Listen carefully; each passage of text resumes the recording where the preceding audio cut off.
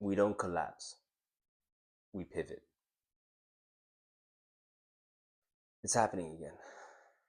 I'm collapsing under the mental pressure that I put on myself.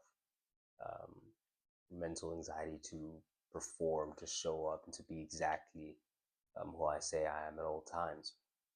Of which it's not the first time that this is happening. It's not the first time that I feel in the moment that I am not, imposter syndrome, they call it at times, which is I'm not the person who deserves all the success, the accolades, as I'm enjoying the spoils of the success. Because an important thing to note is that when I'm in that mode of trying to create, trying to grind out, trying to it's a part of me that's very different, very vicious, very focused, very different from me when I'm enjoying myself with friends, for example. And so when I am that person who is enjoying the spoils that I was working for to begin with, um, I feel like I'm going against, you know, going against you, or rather, I'm just benefiting off of the back of the work that that person put in. So I have this thing where I sort of disassociate myself from that work, and I associate myself with my present self in that moment. Um, and yeah, it just makes for a very dangerous and interesting combination where I end up in a situation that I'm thinking, okay, I'm a fraud, I'm fake because I'm not being who I was in order to get me here in the first place, if that makes sense to you. And so this may be as simple as in order to secure this client, I made a couple hundred calls. I made a couple thousand email messages, DMs, shifting, pivoting, trying to find ways to actually acquire clients. You acquire clients, you do a good job, you grind it out, people get rewarded, you know. Um, Money comes out of it, networking opportunities come out of it, one more referral, one more whatever, right? You're a bigger, better version of who you were before you began the journey because of who you had to become in order to achieve the thing that you've just achieved. But now, in the mode of achievement mode, celebration mode, you're no longer behaving how you perhaps had internally, I don't know, had a conversation with yourself that you would behave. Because the point of it is not to work eternally. And yet, for me personally, in those moments, you can't help but feel that you're kind of now no longer the person who did the work to get here, and you're a different guy who's benefiting off the back of that. I don't know if that makes sense to most of you, and that's the interesting thing about this life, because who do you talk to, right? The truth of the matter is, if I had people in my life to have these conversations with, this probably doesn't exist. And I say that all the time, but it's actually so true. Because most of the people that I look up to aren't really the talkative types, aren't really the types to kind of express themselves, in such a way, aren't really the type to actually have this conversation with and you bounce off of each other because I don't know. I think mine is a very interesting and unique plight. And they do say the price of a certain complexity of mind is solitude, it's loneliness.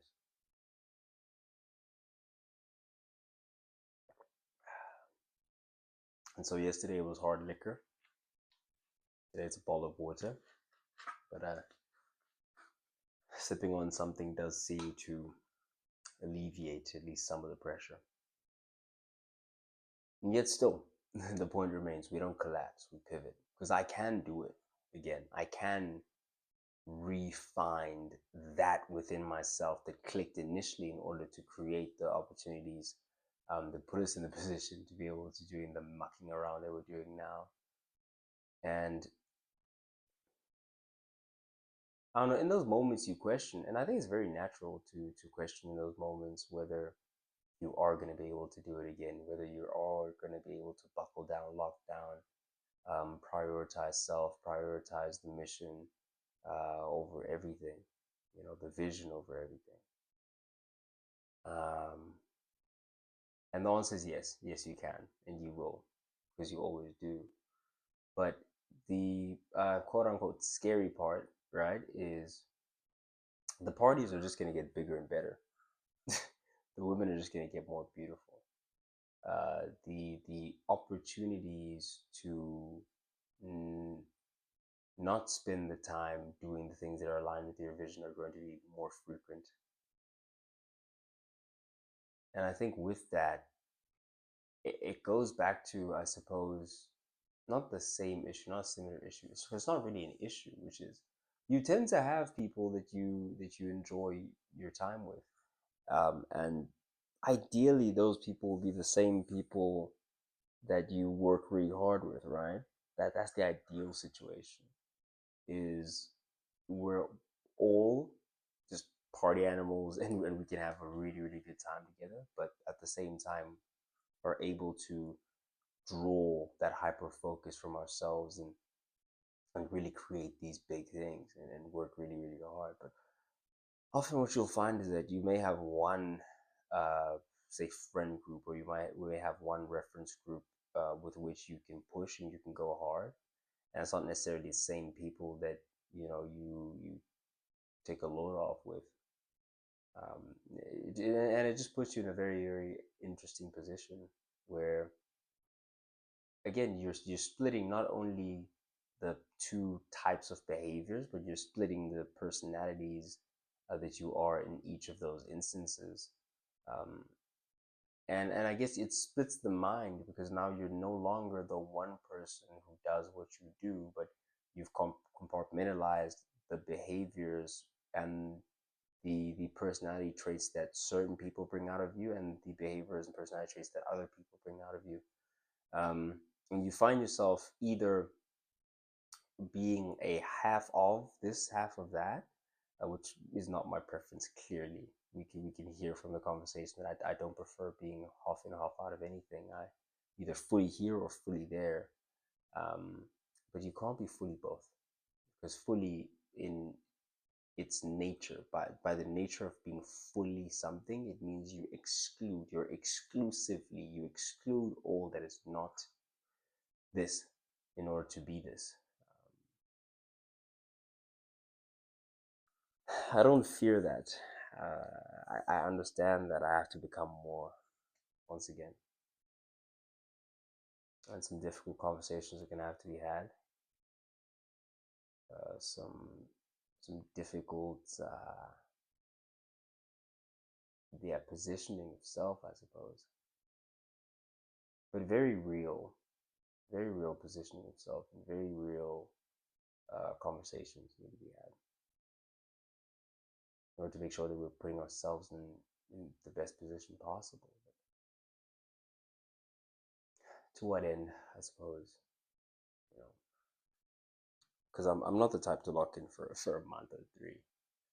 Um, you know, I am the type to lock in for a year, get something done. But things get done with a lot less effort than it may look like, is what I've noticed. Speaking of certain things, achievements, accolades, whatever, that I may come through with, it's the actual real efforts, the big pushes that you end up uh, being compensated by, receiving reward from, whatever. Those are usually achieved in the stretch of, and I'm talking real focused effort, like proper focused effort. You could achieve quite excellent things within the span of hours if you worked every single hour of every single day for a few days in a row. There's not much of anything that you couldn't understand, or at least have some sort of point of reference.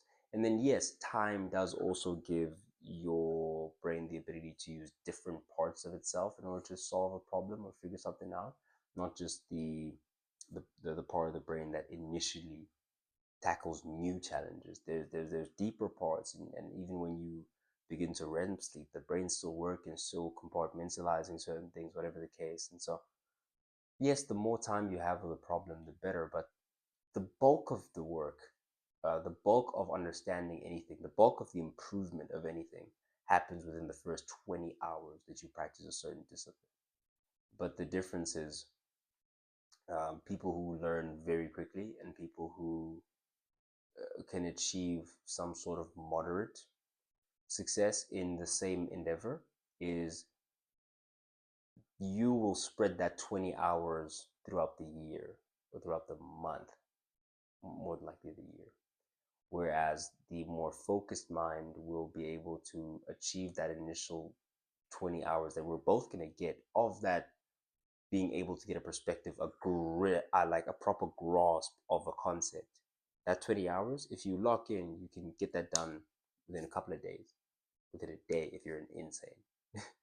But within at least 2 days, if you give about 8 hours each of focused effort, then you will 100% have a bit of a grasp on what is actually going on, how do I actually approach this problem, how do I actually solve this problem. So the point that I'm trying to get to is we tend to have those pockets, or I have those pockets where I actually deeply focus on something, get a grasp on it, and then when I need to deploy that knowledge, uh, young refresher, 48 hours before, 24 hours before, then within the leading hours before, I don't even want to see it because then it's just time to execute. I just want to remember to stay calm, remain calm, and then when the time comes, you execute.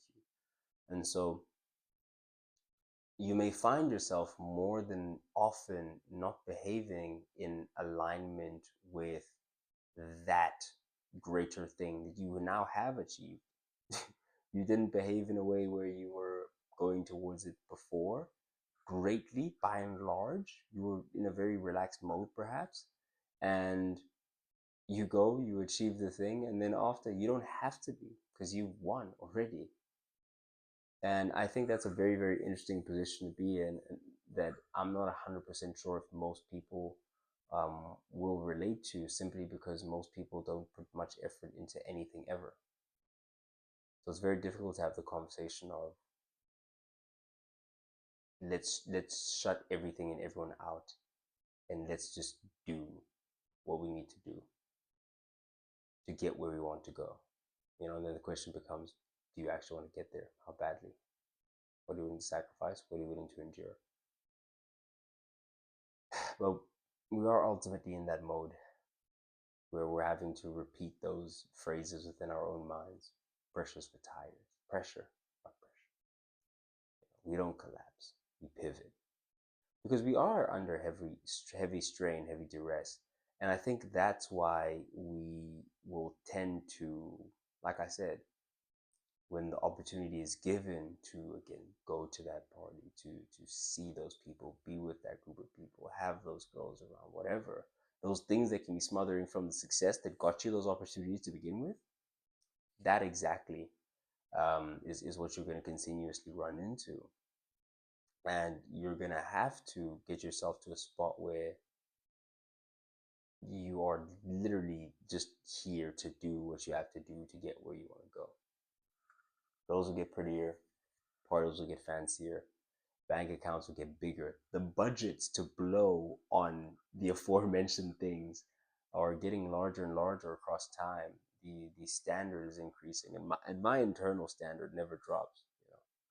I don't really have large interest in having conversations for people talking about less than a certain fee per hour. I just don't do. That's just not who I am.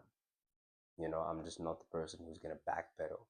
And this is not to say I don't do things for free. For example, if I'm testing out a new product, if whatever, a free is actually fantastic because there's no risk from your side.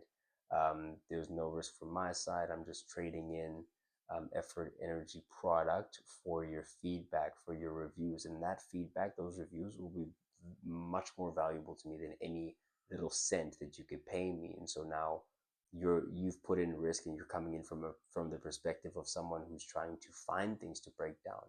But rather, if you come in neutral and you're just doing it for the love of the game as well, then you're able to just appreciate what it is that I'm bringing to the table, and then let me know, critique what it is that I can fix it. And that's one more testimonial as well. And so the point that I'm trying to make here is there does come a time to get back into that mode. And the reason we get back into that mode is because that same thing that makes each party bigger than the next, bigger than the last, um,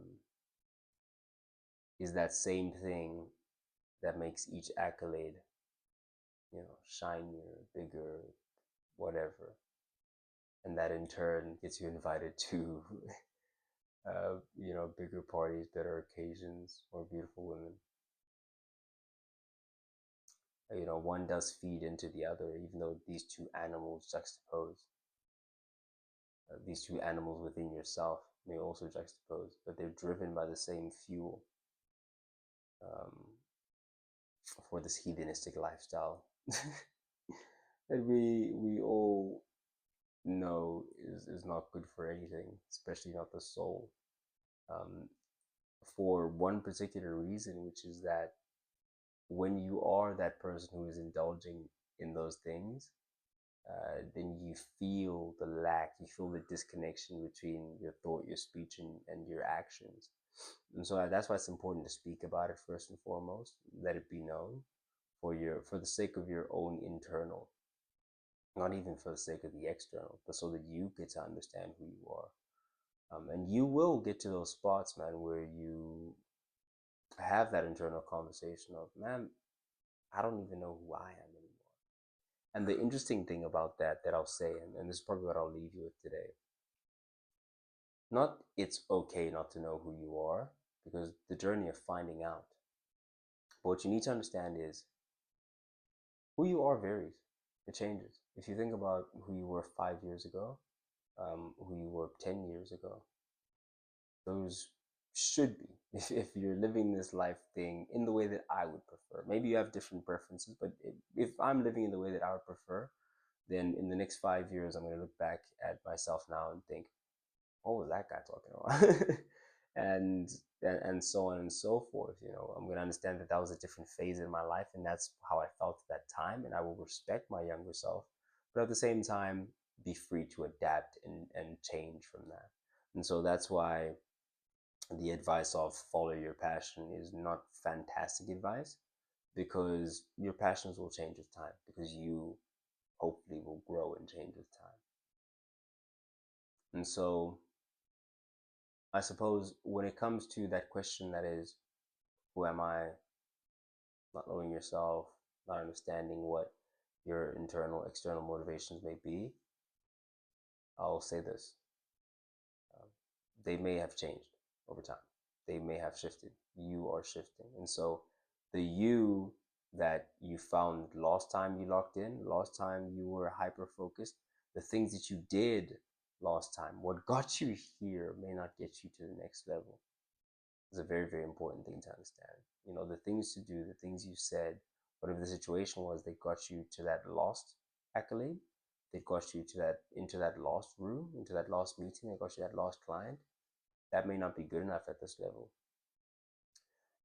And it may not be because the external has changed a lot, but it may be because the internal, maybe because now you've been, again, exposed to, given access to, given the means to access bigger, better, more beautiful. And so what happens to focus? Did your ability to focus decrease? No, but the quality of the temptations did increase. And so your ability to focus is not that it became less. You may have the exact same level of focus that you had last season. But now, because there are bigger stressors, bigger pressures with the position, and simultaneously bigger external rewards for not focusing, Now the level of focus that was more than enough at this level is now being pushed at this new level. And so we must increase the hunger levels, the desperation levels, and you must get more focused. Because we, my friend, we are in the winner's circle. And we as winners don't collapse. We pivot. Thank you. If you did in fact enjoy the video, please hit that subscribe button. I have been Sage, standing on business. Signing off.